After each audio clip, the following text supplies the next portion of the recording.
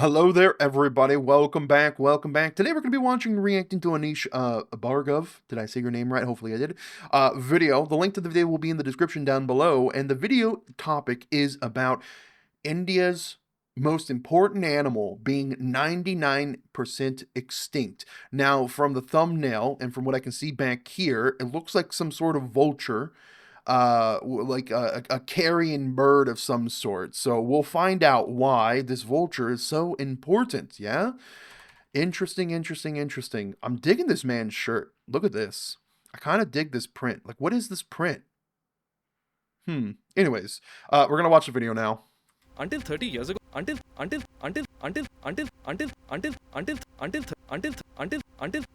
years Sorry, ago, I couldn't help myself. this one bird was That looks like a vulture to me.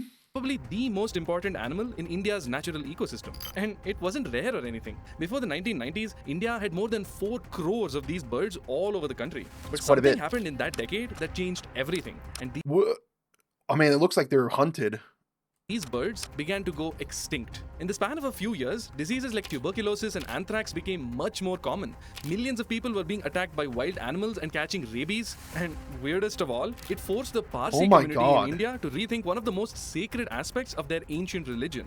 But how can one animal, that too a bird, leave such a massive impact on the Indian economy? And more importantly, what actually happened that caused the population of these birds to collapse from 4 crore to just 19,000? That's a 99.9% decline. All right. So what happened was if these birds have died off, then their natural prey probably became overpopulated, which it throws the ecosystem completely out of whack, out of balance. I'm very curious. I'm locked in. I want to know.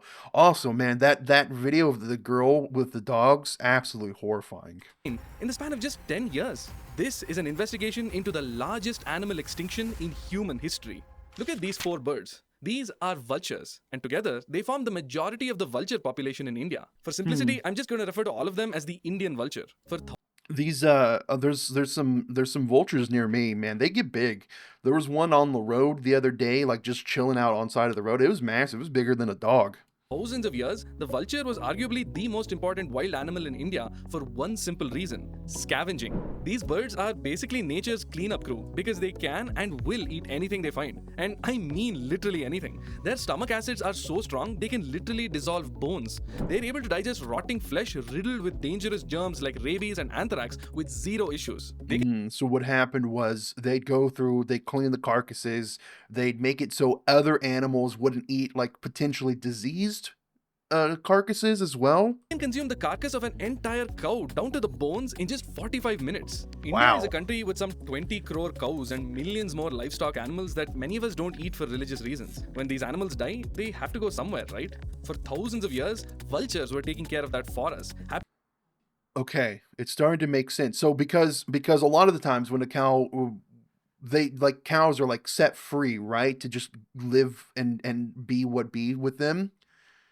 I see. So when they pass, or these other livestock animals pass, the vultures would eat them. Happily consuming carcasses we had no use for. So farmers would simply find an open field to dump their dead livestock, and vultures would handle the rest. It was a perfectly Interesting. symbiotic relationship, and the vulture population was booming. The skies teemed with these massive birds looming overhead with their 8-foot wingspan and sharp, curved beaks. Before the 90s, they were so plentiful that airports would have to hire people to shoot them down so they wouldn't disrupt air traffic. Wow. But in those empty fields where farmers went to dump their dead animals, something was going on that nobody realized. Each year, fewer and fewer vultures were coming to feed on the carcasses. One of the first people to notice something was wrong was the Parsi community. You see, unlike Hindus and Muslims who either cremate or bury their dead, Zoroastrians practice a unique ritual to dispose of their dead: the sky burial. This is where they carry the bodies of dead Parsis to the top of a tower of silence, where they simply leave the body on the tower, exposed to the sky. All along the walls of the tower, vultures would sit Wow. and wait patiently for the corpse bearers to place the body down and That's kind of like a hardcore burial, isn't it? Wow. I didn't know this was a thing. leave the tower. Before long, they would begin their feast. The Parsis believe a traditional burial would pollute Mother Earth, and cremation would pollute fire, which is seen as the son of God. Instead, giving up their bodies to vultures is like offering them back to nature itself, and is seen as the purest form of disposal. That is, until the Parsis began to notice that their dead weren't disappearing as quickly as they used to. In the old days, there would be so many vultures at the Towers of Silence that the body would be consumed down to the bone in less than 30 minutes. But by 1996, they began to notice bodies just lying there, untouched for a week, then a month, then half a year. Instead of being efficiently consumed, the bodies would begin to rot, giving off a foul stench. In cities like Mumbai with a large Parsi community, people living in high-rise apartments near a Tower of Silence reported being able to see rotting bodies and an awful smell from their balconies. That would oh man. Oh, I don't know if I'd want to live next to like a sky burial place. Just imagine like looking out and just seeing a human body there, especially with all the vultures being gone, right?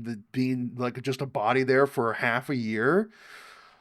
I mean, that's kind of like I said, hardcore, very brutal.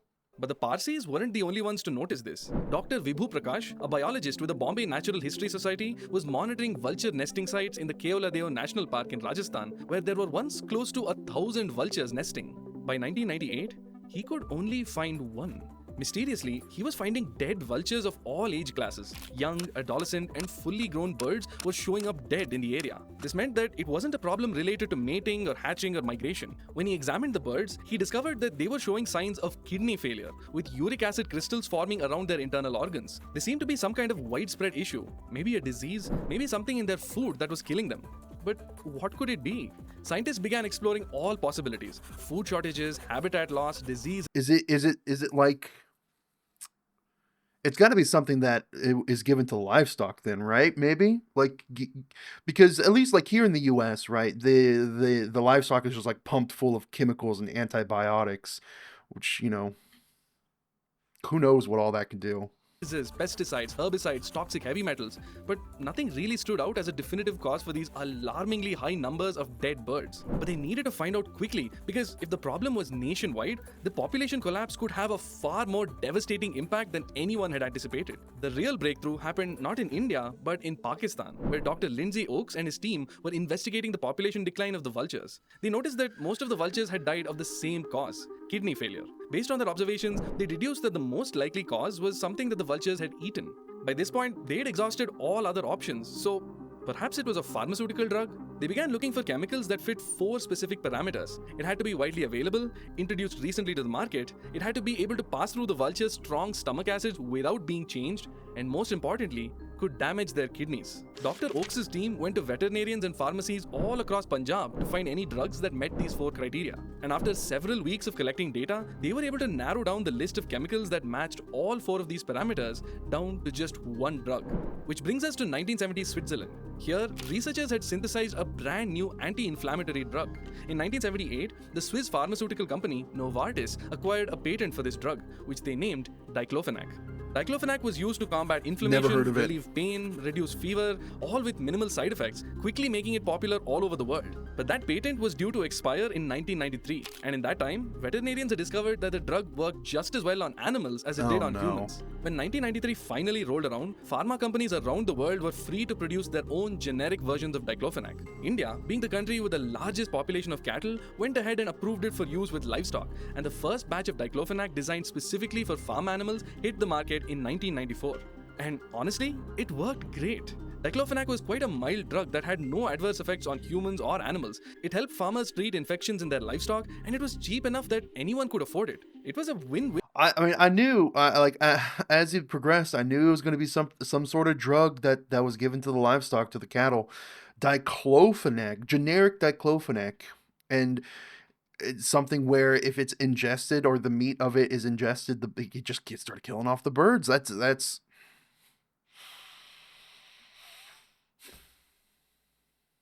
it's all too common. Win for everyone involved. That is, until Dr. Lindsay Oakes' team began their investigation into the mass vulture deaths in Punjab. As the researchers went from one pharmacy to another, they observed over and over again that of all the veterinary drugs available, only Diclofenac was commonly available, had only been introduced to the market a few years ago, and was capable of passing through the vulture's digestive system before poisoning their kidneys. But there was only one way to be absolutely sure. They had to perform some experiments. The researchers fed the vultures some Diclofenac to see what happens. Within 58 hours, the birds were dead from kidney failure. They then made some more vultures eat carcasses of animals that had been treated with Diclofenac before death. Again, the same thing happened. Almost all the birds died soon after. The results were beyond conclusive. India was bearing witness to a mass extinction of a keystone species caused not by pollution or poaching, but by a simple prescription drug. Okay, but this seems a bit over dramatic, right? I mean, all that these vultures are doing is eating some dead animals. Even if they stop doing that, won't those animals just decompose naturally? Maybe some other animals would scavenge them, and I know it sounds gross, but we're all biodegradable, so what's the big deal? Well, actually, it's a huge deal. It messes up the we need to look at ecosystem. what makes vultures way better scavengers than any other animal. First of all, they are not picky eaters. Vultures will happily eat every part of the body, from the soft, tasty organs to the hard, gamey tissue. In comparison, other scavengers like wild dogs and rats will only eat the best parts of the carcass, leaving the rest to just rot away. When you have 500 million livestock animals across the country, those dead bodies pile up fast. Oh, and also, remember those super strong stomach acids vultures have? Well, the reason they have that is to eliminate harmful viruses and bacteria like anthrax, rabies, and tuberculosis. So, what happens when you don't have vultures? All those diseases enter the bodies of dogs and rats. Oh man, and then you have an epidemic of rabies infested animals, dogs going after people. Oh no. Who could transfer them to humans by either biting us or contaminating our And rabies is one of the worst deaths a human could have, because if you get rabies, you're dead. Like, just straight up, if you get in contact with rabies, you're absolutely dead. And it's like if you've seen video footage of people dying of rabies, it's horrifying. food and water supplies. And after farmers noticed vultures weren't coming, they began throwing dead livestock into rivers, contaminating our water supply with deadly pathogens. But it gets worse. Much worse. Now that feral dogs and rats have way less competition for food, their populations have exploded, leading to way more attacks on humans, especially children. Between 1996 and 2006, an estimated 4 crore dog bites have resulted in 47,000 deaths from rabies. All told, man. It's believed that vultures disappearing has caused an additional 5 lakh premature deaths just between the year 2000 and 2005. Aside from the cost 100,000 extra deaths in a year because of the lack of vultures. to human life, there's also the economic costs associated with increased deaths and healthcare expenses, which amount to more than 6 lakh crore rupees every single year. I mean, just the cost of building and running incinerators would be something like 8,000 crore rupees annually, not to mention the environmental impact of burning so many animal carcasses. Simply put, vultures occupy an essential space in our ecosystem that no other animal or technology could possibly replace. They are truly nature's cleanup crew, quietly doing the job no one else wants to and getting no appreciation for it. Because even after knowing all this about the importance of vultures, we still don't really care. Just look at how India rallied behind the campaign to save tigers. There were documentaries, advertisements, slogans. The government spent 300 crore rupees every year to fund tiger conservation efforts. And don't get me wrong, that's great. Project Tiger has been a huge success. But that's only because tigers are sexy. They're easily recognizable. Vultures are very ugly. Vultures are probably the ugliest bird. They're cool apex predators and they're good for tourism. It's just easy to advertise a tiger. But vultures, they've got these awkward bodies, long featherless necks, a kind of evil looking face, and the thing they're known for is eating dead animals.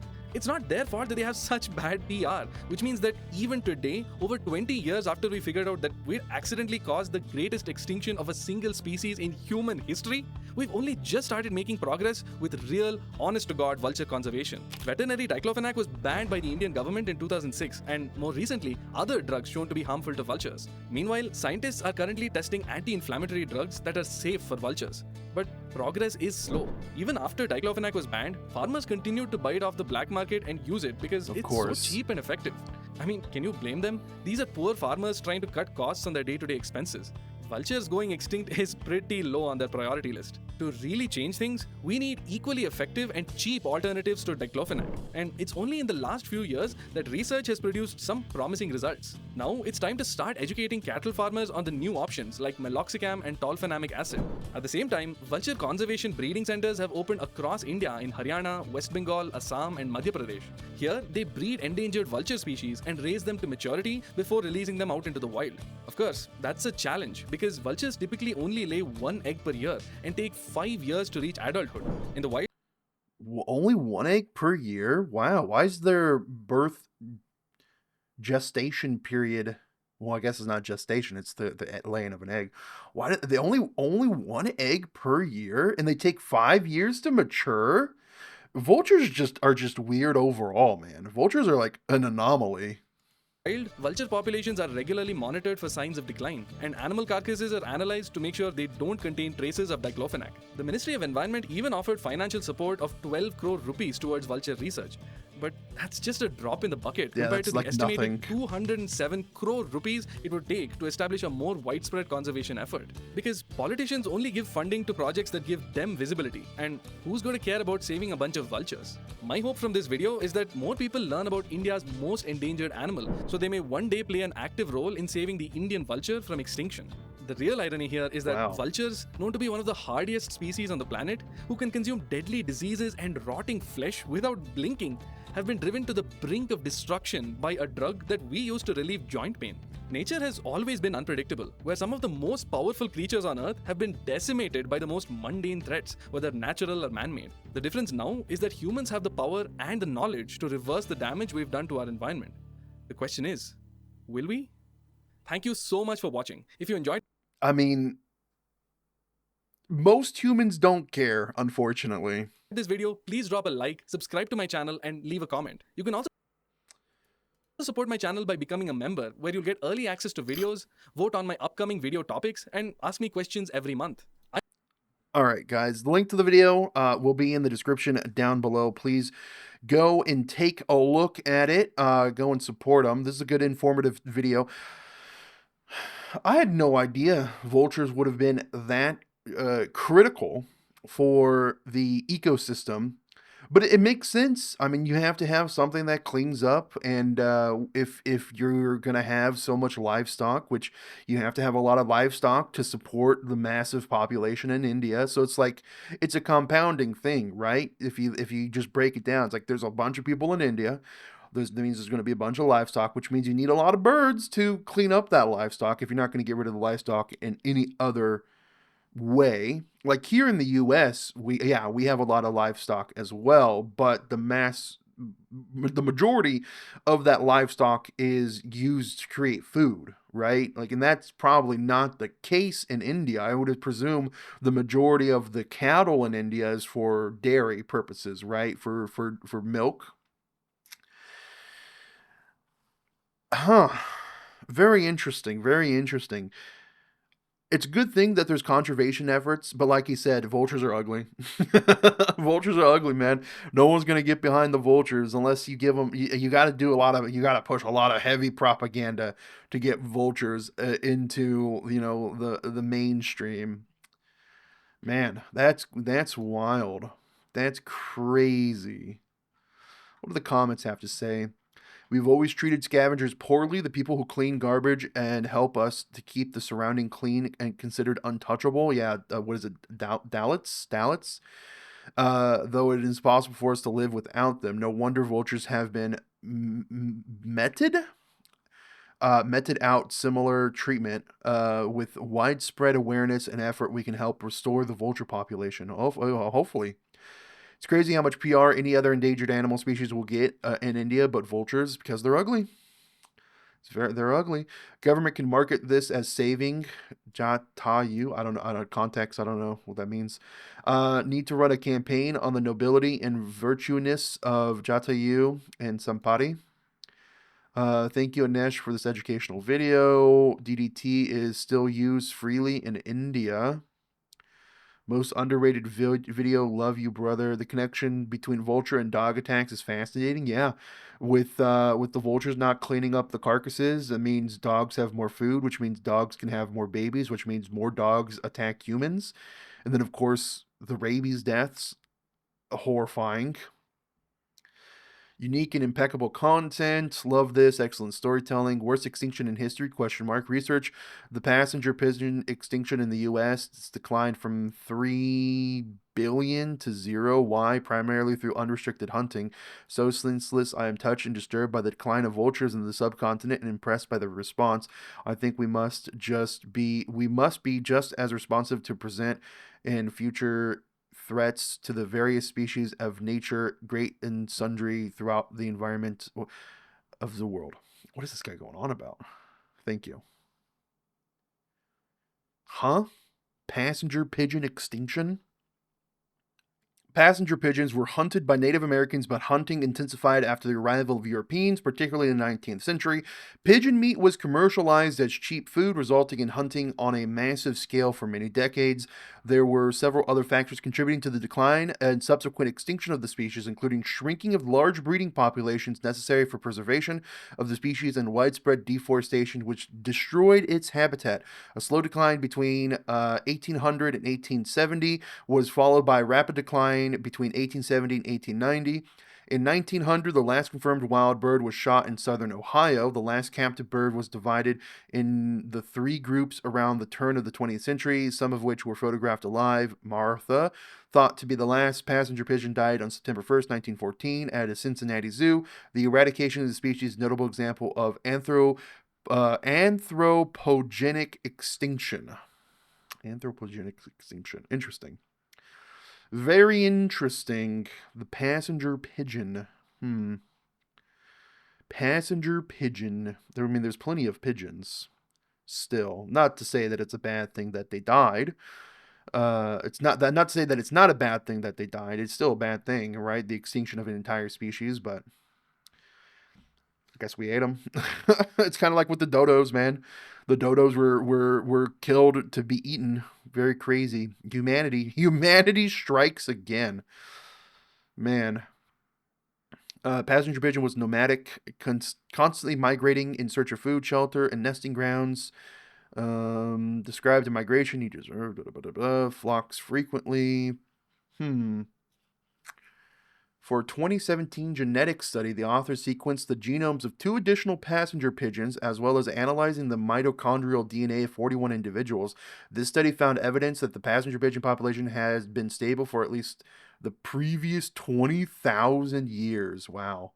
The study also found that the size of the passenger pigeon population over the time period was larger than found in the 2014 genetic study. However, 2017 study conservative estimation on affected population of 13 million birds, still only about 1/300th of the bird estimated historic population of approximately 3 to 5 billion before their 13th century decline and eventual extinction.